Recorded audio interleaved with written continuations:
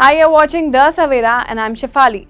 The central government today blocked the X account of Pakistan Defence Minister Khawaja Asif following the Babar-K terror attack in Jammu and Kashmir's Pahalgam that left 26 people dead, most of them tourists. This action came as Pakistan's role as a rogue state fueling global terrorism was laid bare by the public admission made by Asif. In a news interview last week, asked Asif if Pakistan had a long history of backing and supporting and training and funding terrorist organizations. He candidly admitted that it had. In the interview, Asif has said, "We have been doing this dirty work for the United States for about 3 decades, and West, including Britain," when questioned about Pakistan's tie with terror outfits.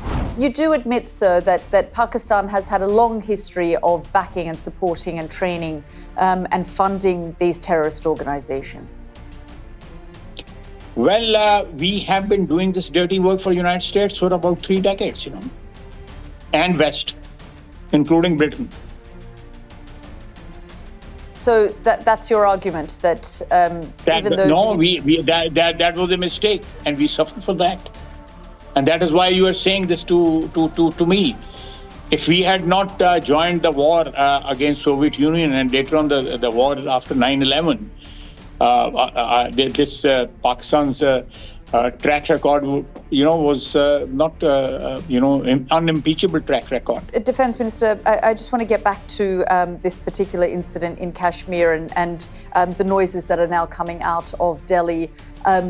Do you believe this situation is going to escalate and that India will launch airstrikes? Is Pakistan preparing itself for that?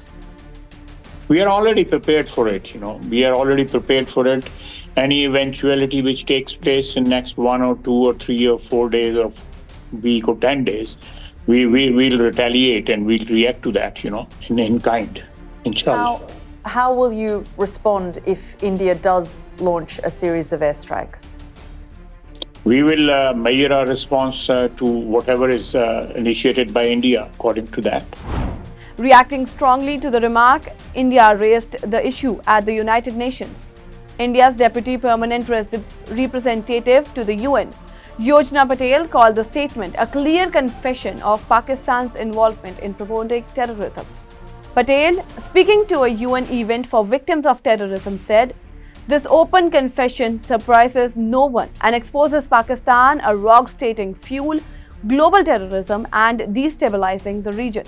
She added that Pakistan's delegate has once again misused an international forum to spread propaganda and baseless allegations against India.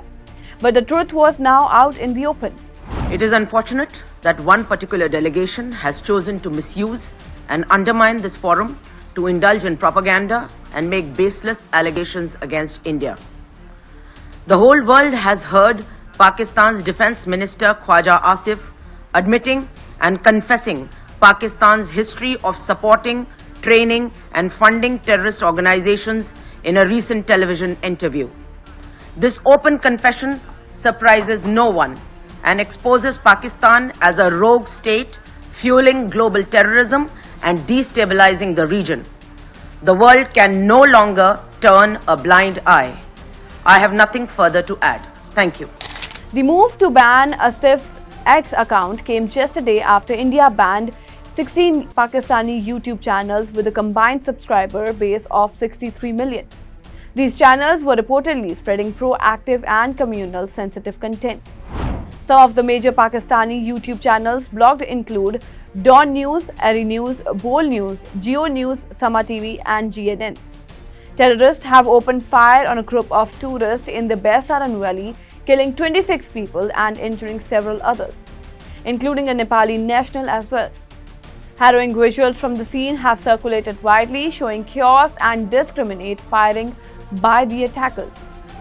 That's all for now in this update. Stay tuned to The Savera, download the app and follow us on Facebook, Instagram, Twitter and YouTube.